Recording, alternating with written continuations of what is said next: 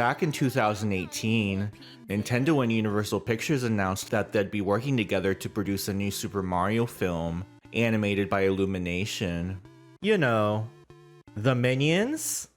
And then, in the year of 2023, it finally was released. But back when they first announced it, they never gave it a title. Eventually, years later, they revealed it to be called the Super Mario Bros. Movie. That's right, the Super Mario Bros. Movie. When I first heard that, I thought, that's kinda weird. I mean, it makes sense, but it's kind of a misleading title. You know, the Super Mario Bros. Movie? Like, it implies there's only one, and this is the movie. But this is actually the third movie based on Super Mario Bros. The first one was an animated film from Japan, what we cultured folk refer to as anime, titled Super Mario Bros. Pichime Kyushutsu Saksen, or The Great Mission to Rescue Princess Peach in English, all the way back in 1986. Between these two animated movies was an American live-action film just called Super Mario Bros., released in 1993, which coincidentally was exactly 30 years ago. I'm so fucking old. Anyway, when you take that into account, you could almost say that the Super Mario Bros. Movie 2023 is the third film in a trilogy of Mario films. Isn't that weird? Mario might be one of my favorite video game series, or at least the first one I played and the most influential to my life. So I'm pretty much required to see any new Mario movie that comes out, no matter how bad it is. My life is like a video game. But what about the other two movies? Well, obviously I've seen those. The first film in the trilogy is pretty weird, but it's interesting. The most notable thing about it is the product placement, and that it has this weird dog thing that turns out to be Peach's fiance, so Mario gets cucked. LOL. Also, the scene with the Goombas spying on Mario and Luigi reminds me of a scene from Tails Gets Trolled. I could say more about it, but I think I'll save that for another time. What I really want to talk about is the second one, the live-action Super Mario Bros. From 1993. Unsurprisingly, as an American child who was born in the 90s, this was the first and only one I was aware of. And yes, it's just called Super Mario Bros., the same exact name as the first game in the series. If anything, this is the real Super Mario Bros. Movie. Actually, if you know anything about this movie, that's a lie, because it almost has nothing to do with Mario. Case in point, the first time I ever heard of it is when my mom came home one day when I was like 5 years old, and she was like, "Oh, hello my son, did you know there's a movie based on Super Mario Bros.?" And she showed me the cover, and I was literally like, "This isn't based on Super Mario Bros. These are just unrelated characters who also happen to be brothers named Mario." Yes, I actually thought that. As if it's like two guys who just happen to be named Steve or something. Even as a kid who hadn't watched the movie, I could tell that it had nothing to do with the games. That's what everyone says anyway, and it's kind of true. Apparently, there's actually a reason for this. Here's one of the co-directors, Rocky Morton, explaining it at a screening. There's just one thing that I want to add, which is there's a scene missing, which we shot, that is supposed to go at the very, very end, which is when two Nintendo executives from Japan arrive at Mario Brothers' apartment in Brooklyn, and they want to know the real story. And that's why the film is so different to the video game. It's because it got lost in translation. that scene was shot, but the producers cut it out. So it made sense of the whole thing. So basically, it's supposed to be the real story that the games were based on. Kind of like a reverse adaptation. Like if you imagined what the real story would be if Nintendo then took it and simplified it into a video game. Still, even considering that, there are some strange choices here. First of all, this was the earliest live-action adaptation of a game. It's your one and only chance. And this is the concept you come up with? I mean, it's creative, but it's not even really an adaptation, more like a reinterpretation. In fact, the Japanese title of the movie is Super Mario, Makai Tegoku no Megami, or Super Mario, Goddess of the Demon World Empire in English. That makes it sound like it's an alternate spin on Mario, which is what it is. Compared to the one-to-one title, that would imply it's a straight adaptation. But aside from that, the first weird thing that comes to mind for me is how the plot revolves around dinosaurs. In the backstory of the film, it talks about how when the meteor that killed the dinosaurs fell to Earth, the dinosaurs didn't really go extinct.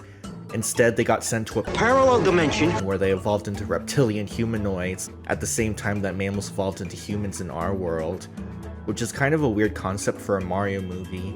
Maybe they just came up with that because the newest main Mario game at the time was Super Mario World, which I guess kind of had to do with dinosaurs.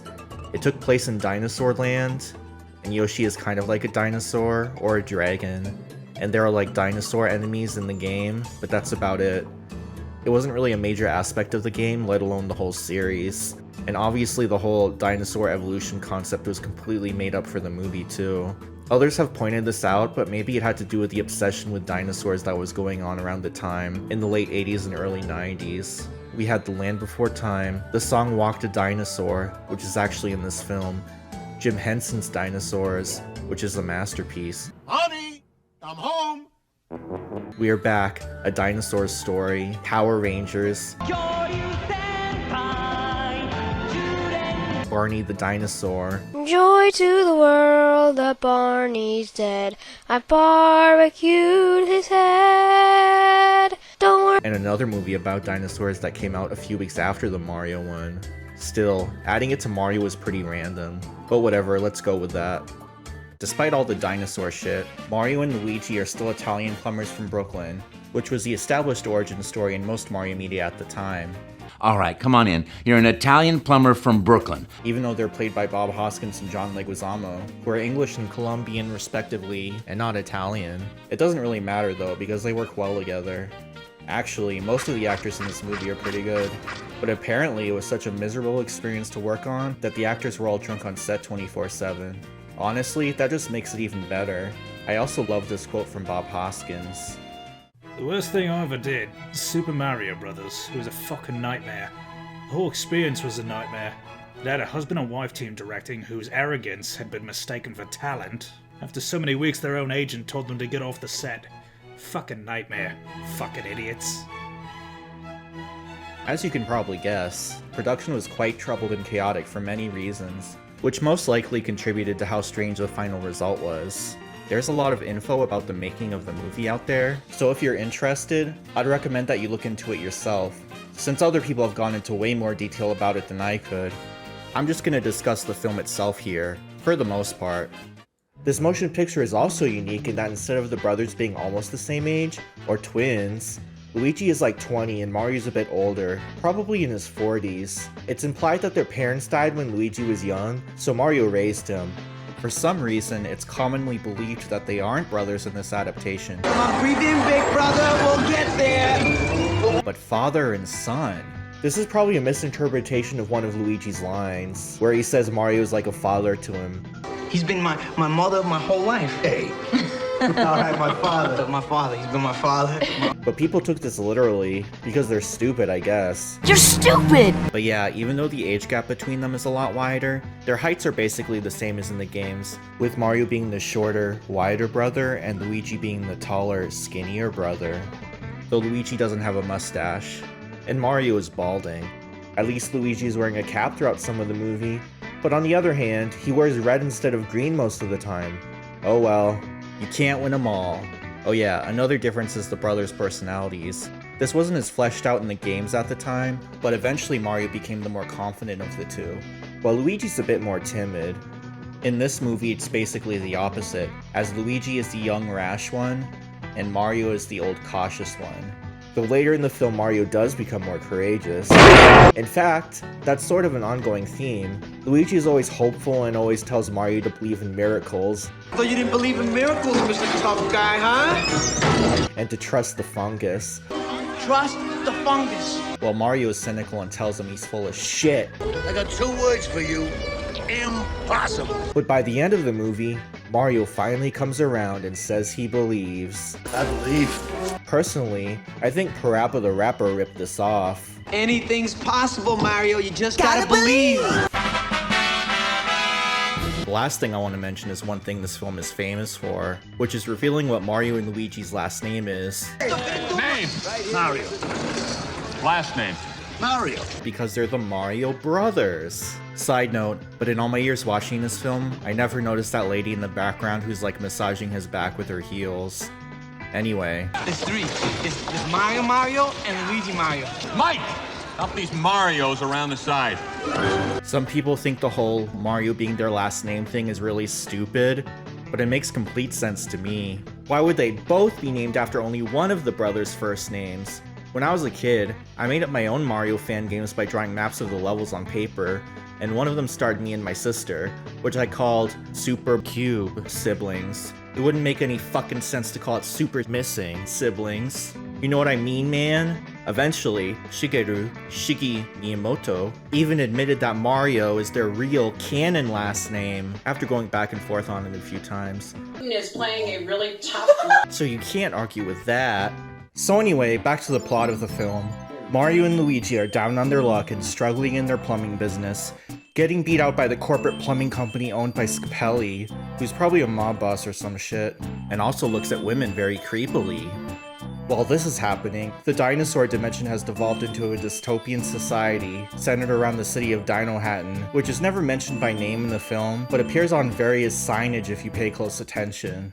I suppose with the whole dinosaur thing, it's supposed to be based on Super Mario World's Dinosaur Land, but it's also referred to as a Mushroom Kingdom, You can go ahead and choke this little mushroom kingdom. so I guess it's an amalgamation of both. The city is led by President Koopa, played by Dennis Hopper, who's also a reptilian humanoid like everyone else from Dinohattan, except he's descended from the T-Rex, instead of being a turtle monster like he is in the games. He's mainly known as King Koopa, King Koopa here. but this is more of a nickname rather than his official title, as Dinohattan's government is ostensibly a presidential democracy, though it's really a dictatorship. He's looking for the descendant of the royal family, who's the only one who can remerge the two dimensions by inserting a broken off piece of the meteor that killed the dinosaurs back into the main part of the meteor, so then he can take over both dimensions at the same time. The descendant he's looking for happens to be Daisy, a student from NYU studying dinosaur bones, whose mother sacrificed herself to bring her to the human dimension to hide from Koopa. Obviously, Daisy eventually gets kidnapped and the bros have to save her. Now, I find this quite curious, because the main princess in the Mario games is Princess Peach. But back then, outside of Japan, they renamed her to Princess Toadstool for some reason. I don't know this for sure, but I'm guessing the writers picked Daisy, the princess from Super Mario Land, instead of Peach, because Toadstool is an ugly name, and most people at the time didn't know her name was really Peach, so they couldn't use that name. This is possibly why Daisy in the movie wears a pink dress and has blonde hair like Peach, instead of a yellow dress and brown hair like the canon Daisy. Makes sense to me, I guess. But the interesting part is that instead of the princess being Mario's girlfriend like what is usually the case, in the movie, Daisy is shipped with Luigi. It's beautiful. You're beautiful. Nowadays, Daisy and Luigi are often hinted at being a couple, but Luigi wasn't even in Super Mario Land. This might lead you to believe that the idea originated from this movie, but even before this, Daisy appeared in another game called NES Open Tournament Golf, in which she was paired up with Luigi, while Mario was paired up with Peach. This is pretty obscure knowledge, so maybe the writers were actually hardcore Mario fans. Not only that, but notice how the villain is named Koopa instead of Bowser. Even though he was called Koopa in a lot of media at the time, like the cartoons, and this one episode of Boy Meets World, strangely enough. To beat King Koopa and save the princess. Shame on you. But what American kids probably didn't know back then was that Koopa is his original Japanese name. Japan, glorious Nippon. People say this movie has nothing to do with Mario, but not only did the writers include some deep Mario lore, they're also weeaboos. Well, probably not, but it'd be funny if it was true. Though honestly, for a movie that has such a different feel than the games, there are surprisingly a lot of similarities to them, and now I'm going to list them all. Well, all of the ones I noticed anyway. But I might have missed some, because I notice something new every time I watch this movie. Now that's the sign of a great film. Well, here we go. The very first thing you hear when the movie starts is Koji Kondo's classic Super Mario Bros. Theme, which plays during the opening credits. Sadly, this is the only time any music from the game ever plays. However, I enjoy Alan Silvestri's score for this movie. You might know him as the composer for a lot of Robert Zemeckis' films, like the Back to the Future series. Holy shit! And Who Framed Roger Rabbit, which coincidentally Bob Hoskins also starred in. Silvestri did a great job here, despite not using any tunes from the games, but maybe that's a good thing. There was a fan-made edit of the movie, which was an extended cut featuring deleted scenes, and they added in an orchestral version of the Super Mario Bros. Theme to the ending.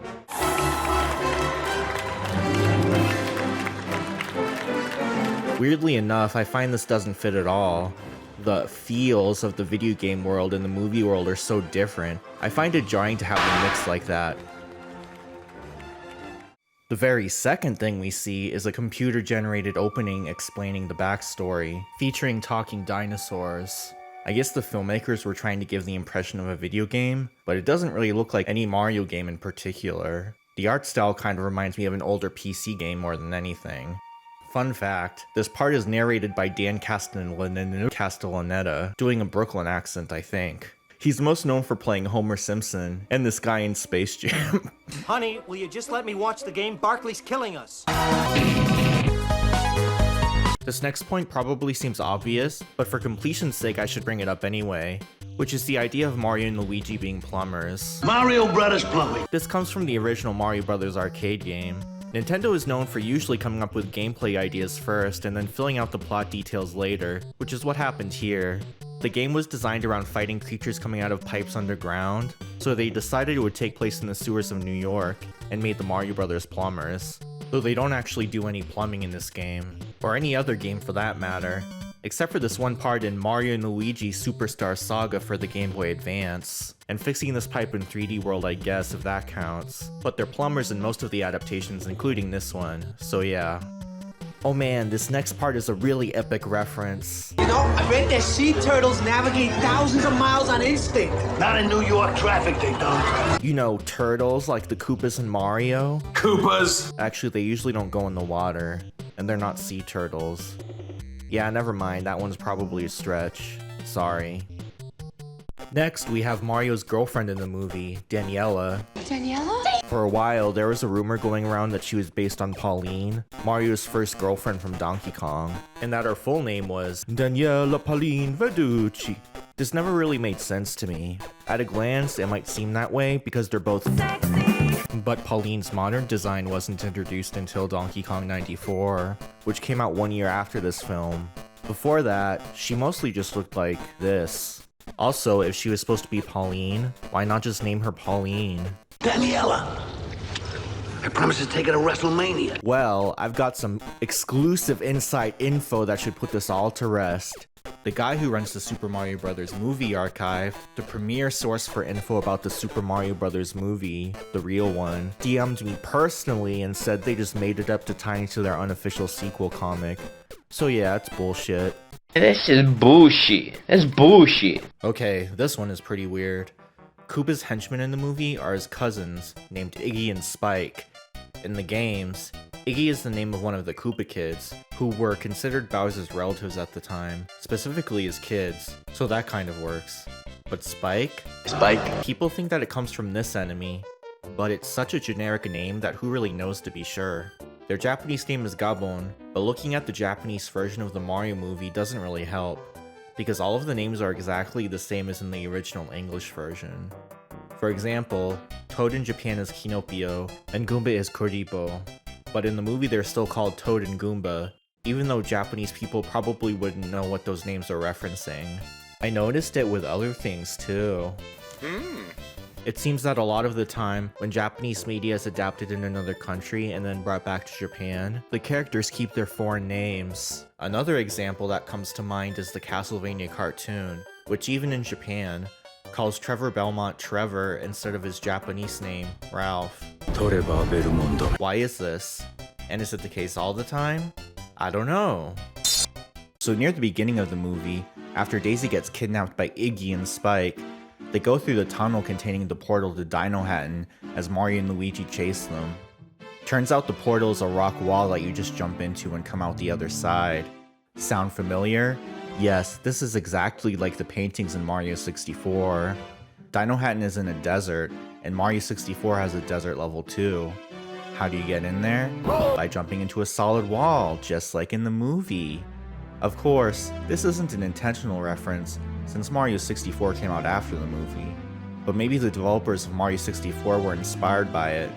After all, Shifting Sandland is the only level in Mario 64 where you jump through a wall instead of a painting. Also, later in the movie, when Mario and Luigi freeze the pipes in Koopa's tower, Mario goes to rescue the missing Brooklyn girls by sliding down a frozen pipe on a mattress with them. I don't know about you, but this scene is almost exactly like the ice slide from Mario 64. There's even a secret area that looks like a frozen pipe. Do you think the game designers got that idea from the movie too? I like the music that plays during this part, but I could just as easily imagine the Mario 64 slide theme playing instead.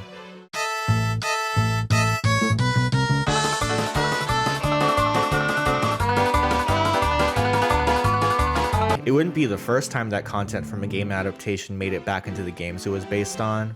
Some other examples are Pac-Land being heavily inspired by the American Pac-Man cartoon, even having the same music.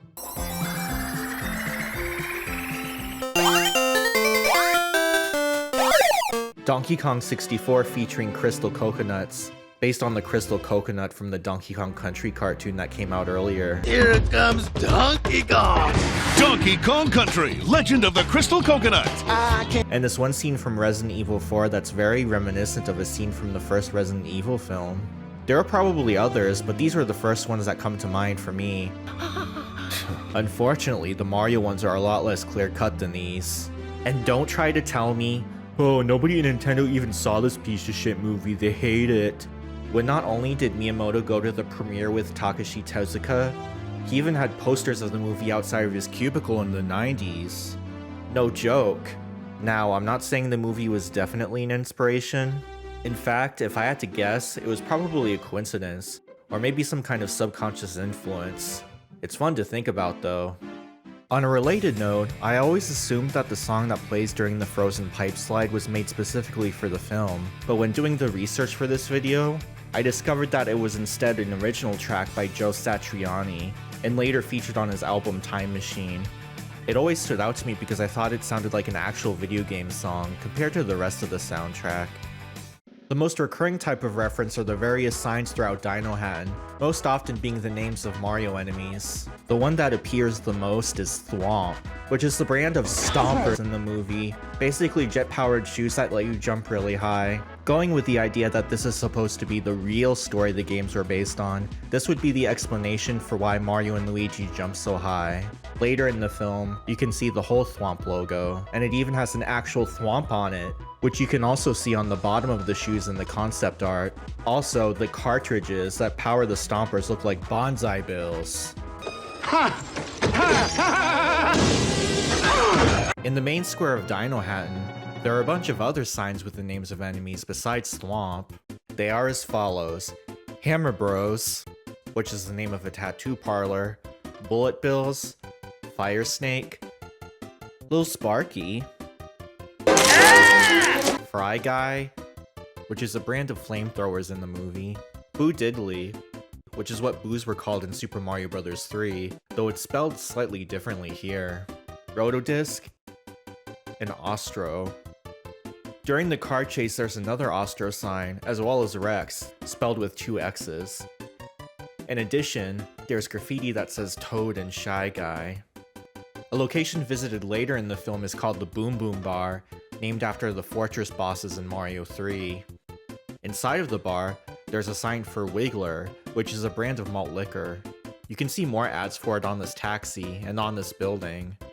But the name Wiggler is also mentioned with a street vendor selling dead lizards and hot dog buns, and he yells out that he's selling Wigglers and fried tweeters and spiny burgers. Spiny burgers here. Hey, fried tweeter, only 22 bucks. You like little wigglers? It's me. Hey, listen, if we're gonna eat this place, we're gonna have to be very, very hungry. Excuse me. Finally, we have Fishbone, which has a sign on a building near Koopa's tower. What's the story, Wishbone? I said Fishbone, not Wishbone. Now this right here is an interesting detail. Throughout Koopa's tower, there are these spike things on the walls. They look almost exactly like the castle bricks in Super Mario Bros. 3. Fun fact, did you know they were also in the prototype version of Super Mario World? Excuse me. Since this is supposed to be a futuristic dystopian version of Mario, It look like Mario in the future. I guess Koopa's Tower is the movie's counterpart to Bowser's Castle. And despite the name, there are really two Koopa Towers, it's just that one of them is partially destroyed, but they both tower over the skyline of Dinohattan, just like the World Trade Center did over New York in 1993. So yes, the Koopa Towers are the equivalent to the Twin Towers. And that's not just a theory, the film confirms it. When the two dimensions start to merge together, this literally happens.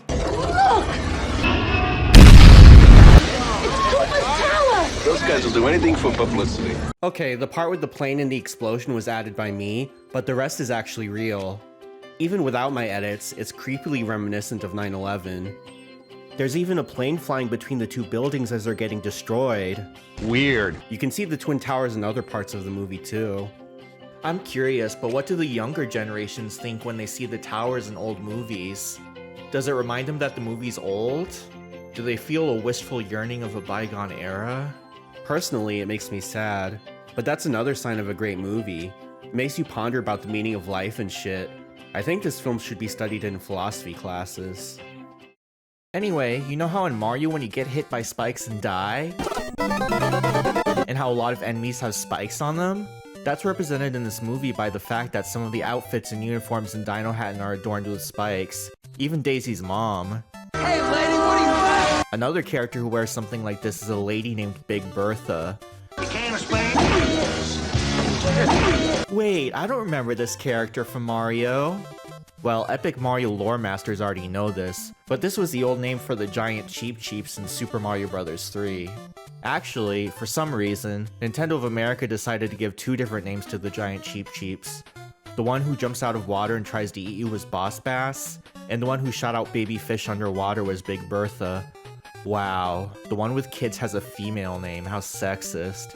Why can't the dad take care of the kids? Originally in Japan, they were both just called Kyodai Puku Puku, which literally means giant Cheep Cheep. Chip, chip, chip, chip, chip, chip. Now that I think about it, it's probably better that they used the English names in the Japanese version of the movie, since it'd be weird for her to have the same name as a fish. You want to give us the rock bag lady? Come and get it, big boy. The next character here is Toad, who's basically Toad in name only. Well, besides being annoying, I guess. Ain't got no water anywhere. He doesn't wear a mushroom cap with spots like the actual Toad. Instead, he has a spiral haircut. Wait, I just noticed he wears a vest like Toad. So at least there's that. Here, he's an environmentalist hippie singing anti-Koopa songs. You can't arrest a guy that's just singing a song. For anti-Koopa songs, we can. And gets arrested by the state, along with Mario and Luigi for being plumbers. Plumbers!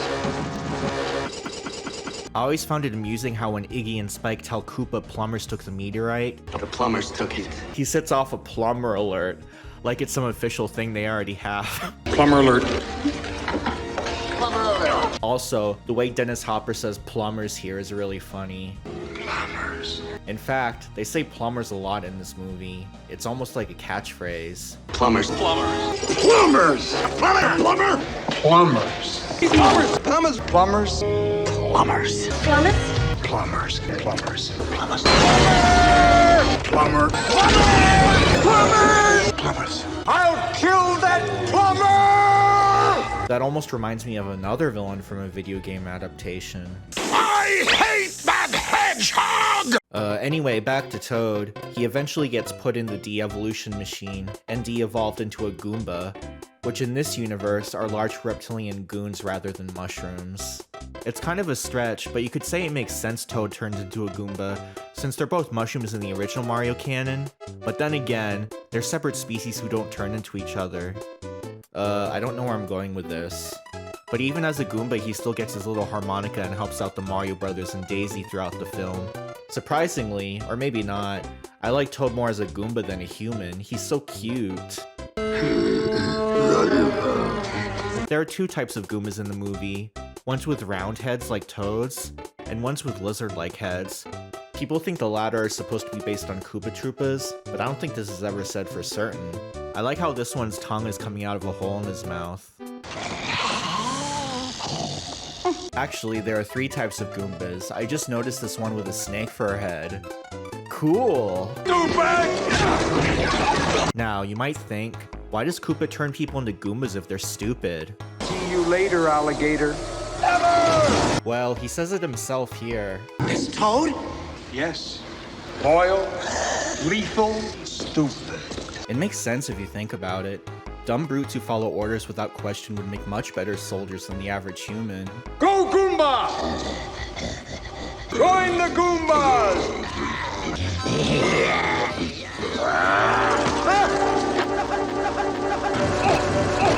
The de-evolution machine can actually go in reverse and make people smarter, which Koopa ends up using on Iggy and Spike.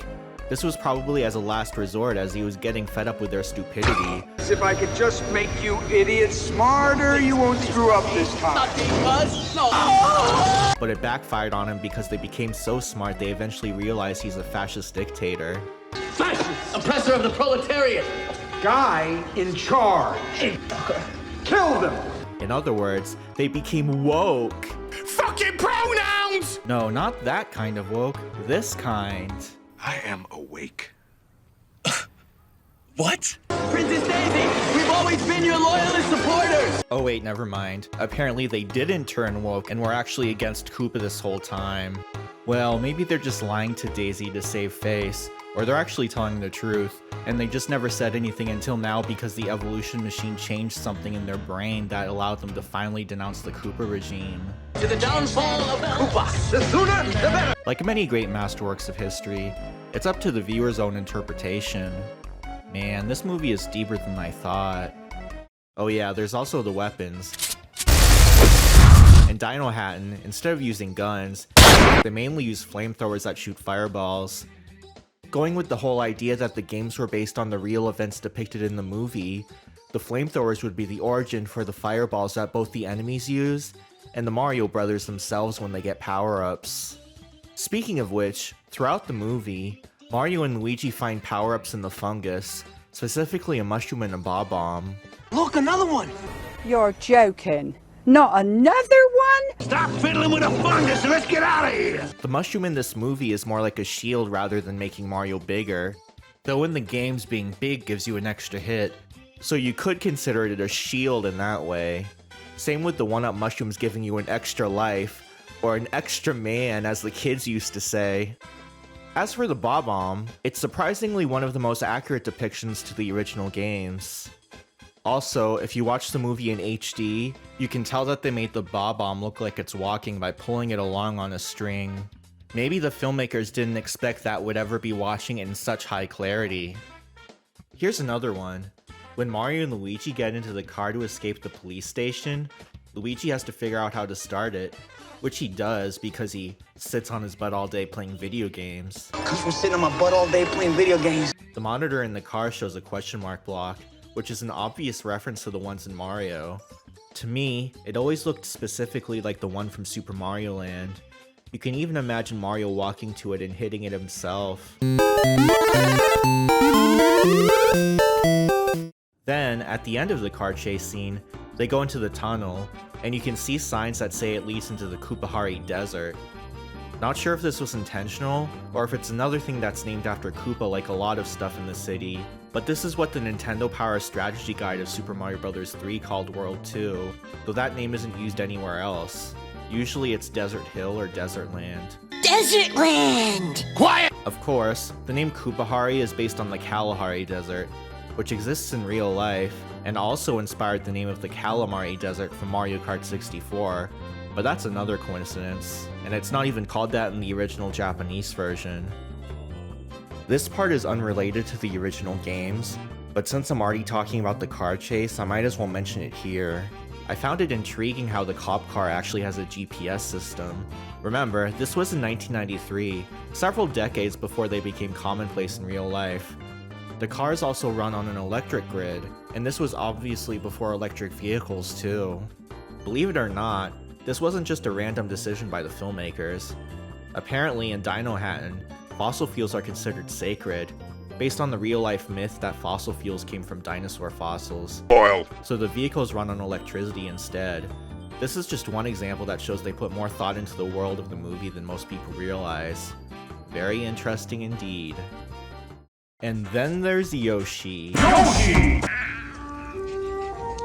Oh my god, he's so cute! Kawaii. Though here he's a little Jurassic Park looking motherfucker. But like I said earlier, this actually came out before Jurassic Park. Exactly 2 weeks before, in fact. Pretty cool, huh? Cool.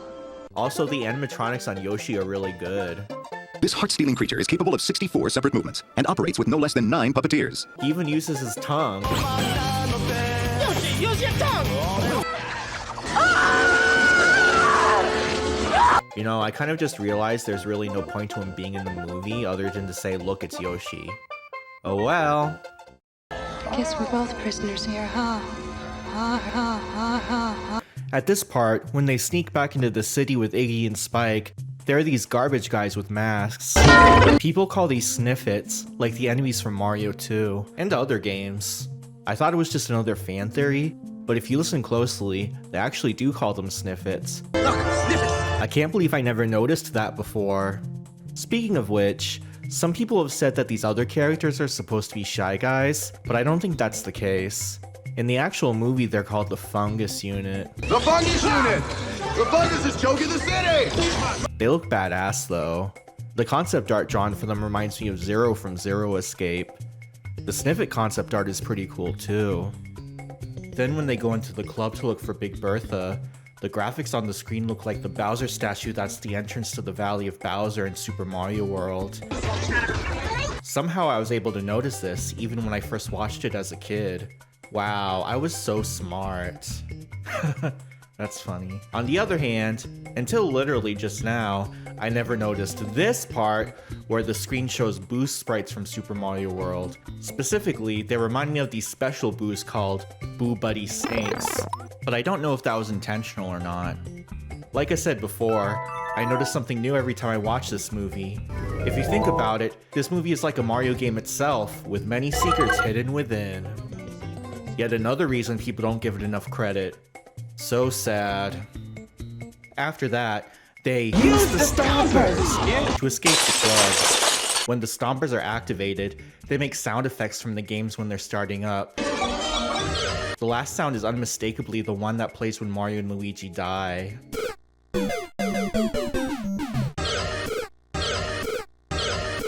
Eventually, when they finally get to Koopa's Tower... Oh wait, no. Eventually, they finally get into Koopa's Tower. Mario tells Luigi to help him freeze the heating system, which sets up the alarm. Luigi asks Mario how they're gonna get up the tower, and Mario says, Like Mario's. Ingeniously. Then they grab some dirty clothes from a locker, and it just happens to be their iconic red and green outfits. Then they just take the elevator. I'm not really sure what the point of this was, other than getting Mario and Luigi to look somewhat closer to their actual designs.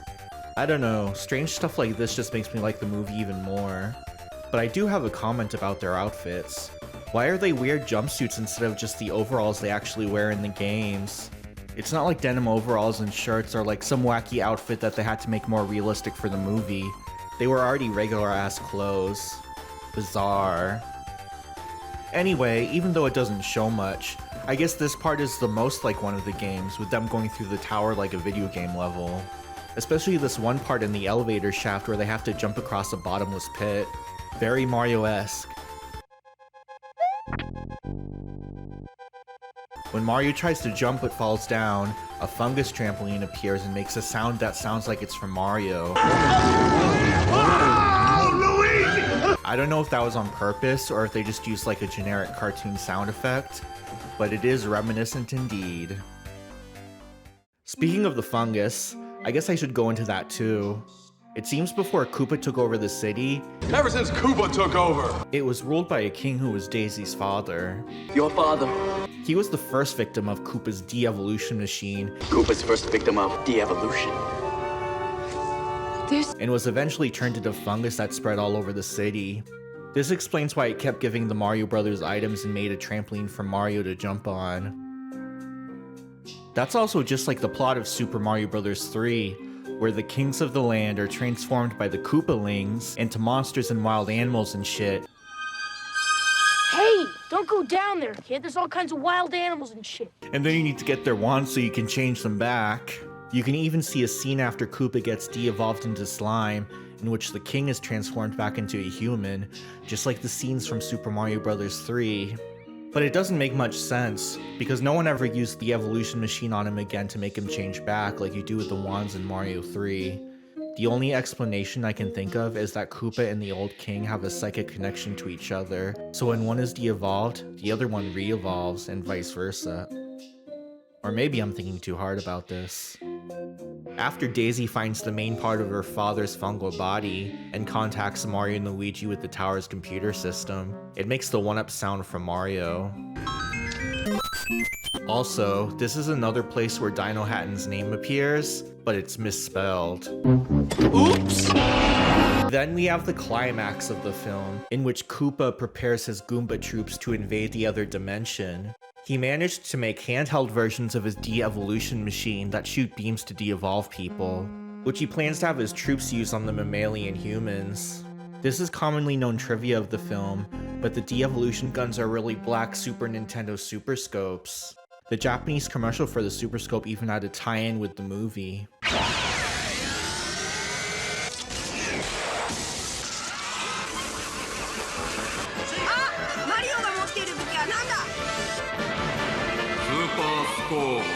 The Super Scope itself would go on to appear in video games like Yoshi's Safari, and most famously the Super Smash Bros. Series, though obviously it doesn't de-evolve people there.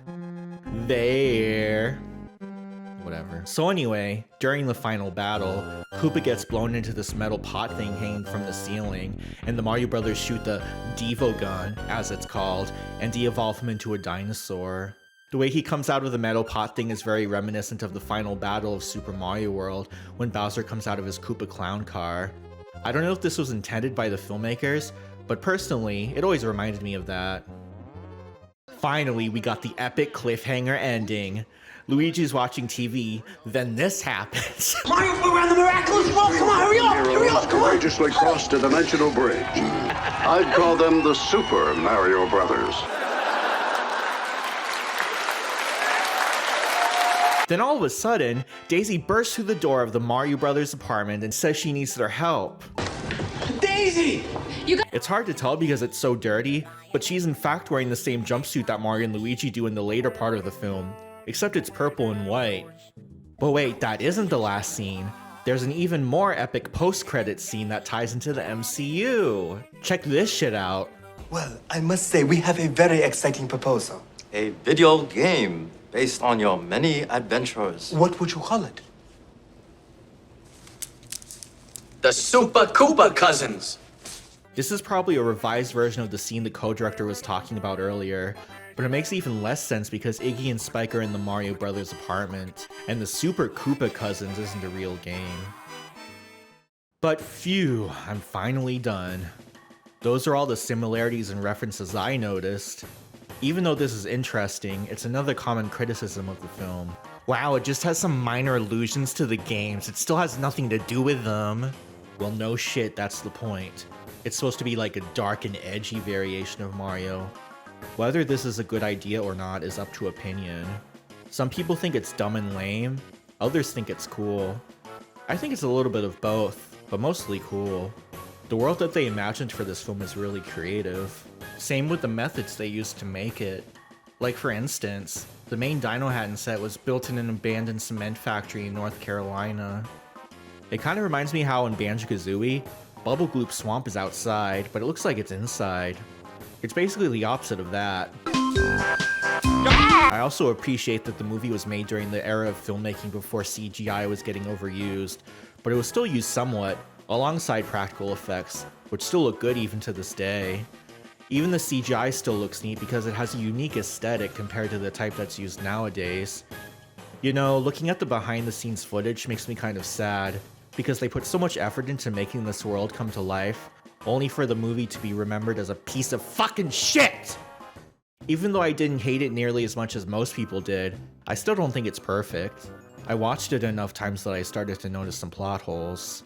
Around the middle of the movie, there's this exchange. Yes, you see, once this rock is reinserted into the meteorite, our two dimensions will reunite and we will become one. Then our cousin Koopa shall become ruler of both our worlds. Why didn't he just come through before like you clowns? It's been sealed off for years until someone on your side blasted it open again. Skip Valley. Now what if... I don't know what he means by this. It also doesn't really answer the question. I don't know this for sure, but I'm guessing the sealing off he's referring to is the cave-in that happens in the prologue when Daisy's mom is running from Koopa. By the way, and I literally just noticed this, but Dennis Hopper had a stunt double in this scene that's obviously not him. Anyway, then later when they're at the restaurant, Daisy is telling Daniela about how Scapelli blasted through the rock and found iridium. Okay, so Scapelli blasted through the bone in the rock and found what? Iridium. Oh. And I guess that's why Daisy and her crew are studying the dinosaur bones they found there. James, I'm gonna find a phone and call the university.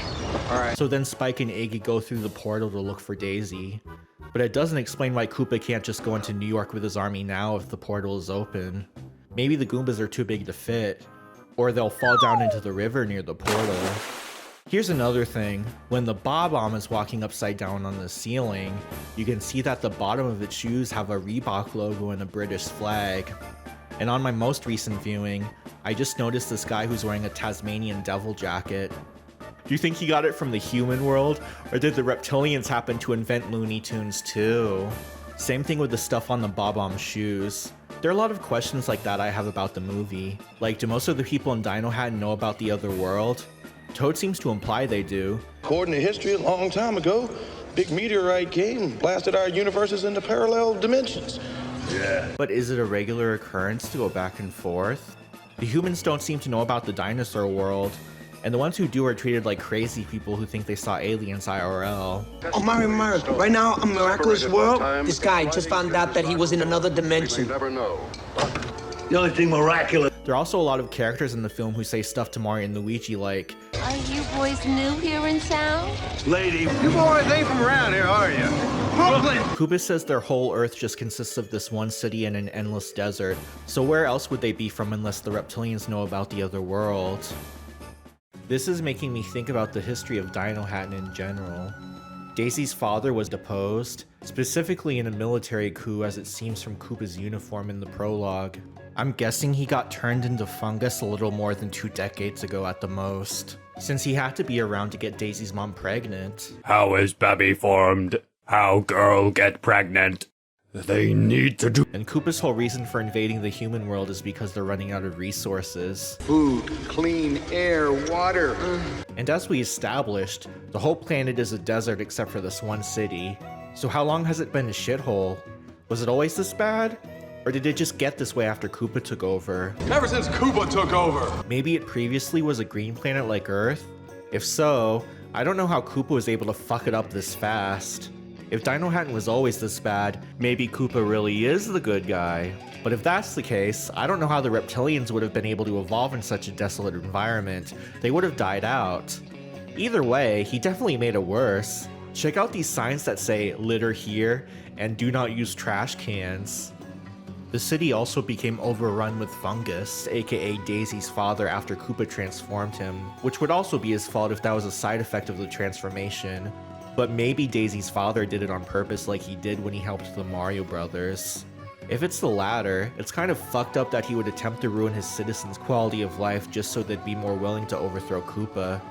But again, that might not be the case, and it's certainly not the only problem they were having. Oh, and then there's the fact that the reptilians speak English. Hello. If they evolved independently from humans, wouldn't they be speaking their own language? Okay, yeah, I'm probably overthinking a children's film, but it's something I really gotta think about, man. There's some other mistakes and silly things too. More like nitpicks, really. Such as when Koopa is pretending to be a lawyer and Mario asks to speak to him.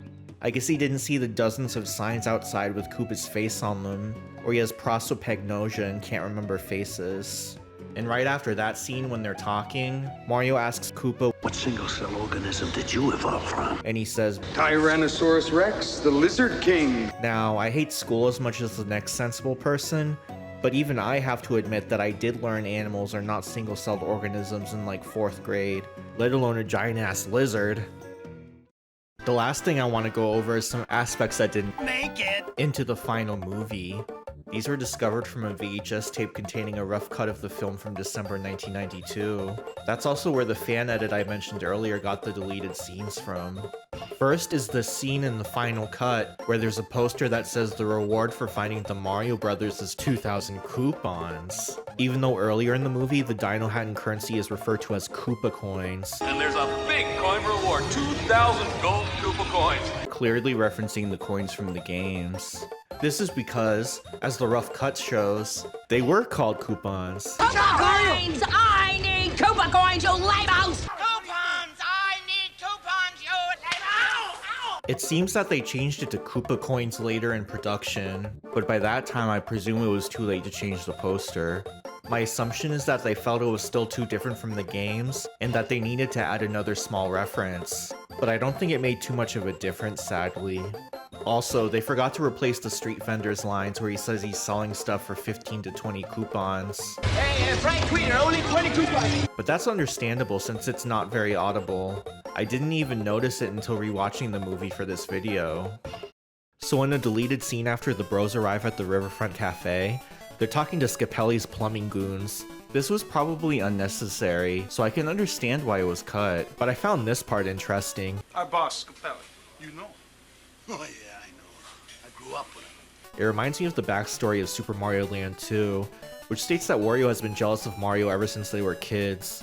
Obviously, Scapelli was not based on Wario, but it's a similar dynamic. That story was elaborated on somewhat in a Nintendo Power comic called Mario vs. Wario, which is loosely based on Super Mario Land 2, and goes into a little more detail about how Mario and Wario grew up together, but this one makes Mario out to be an asshole.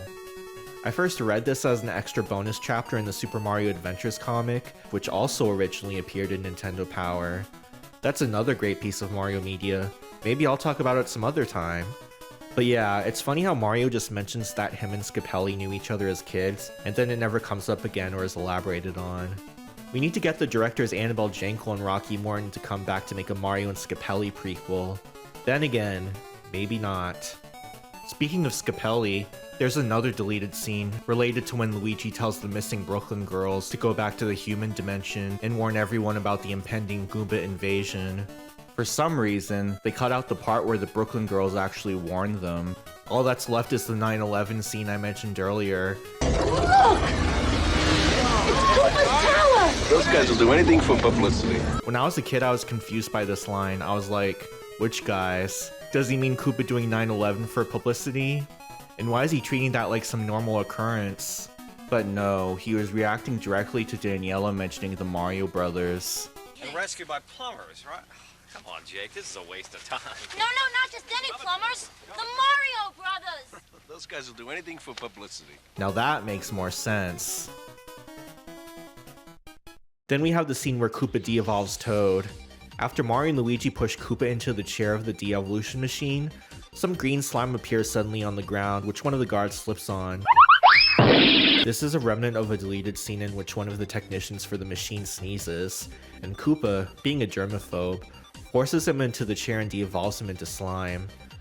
It's quite unfortunate that this scene got cut, as not only does it create an inconsistency once removed, but it also foreshadows Koopa's ultimate fate. The last deleted scene I want to mention is regarding an infamous running joke, which involves Koopa ordering pizza. Python Pizza here, may I help you? I'd like the Koopa special. Pterodactyl tail on that? Yes. Dino, lizard, hold the mammal, no worms, and spicy.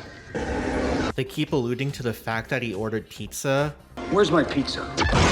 But there isn't really a punchline to the joke. Sir, your pizza's here. Not now. Looks like I win. Turns out there actually was a punchline, but it just got cut out of the film for some indiscernible reason. Eat this. No idea why they did that. Okay, I lied. There's one more deleted scene I wanted to mention. I really wish they kept this line in. Hey, Jamie, this lady, can you tell me where I am? Yeah, you're in my way. Mother suckers! I could go on and on about this film. There's so much more I could mention too, like more behind the scenes info and other fan theories, but I'll leave it here for now. Those who know me know that I reference this movie all the time, and this isn't even the first YouTube video I've made about it. I was even making a game based on it, but I didn't get very far. I'll admit I probably have an attachment to this film due to nostalgia, as it objectively is kind of weird and dumb, but that's also part of the reason I like it. But the question is, did the new animated movies live up to this one? I guess we'll find out next time.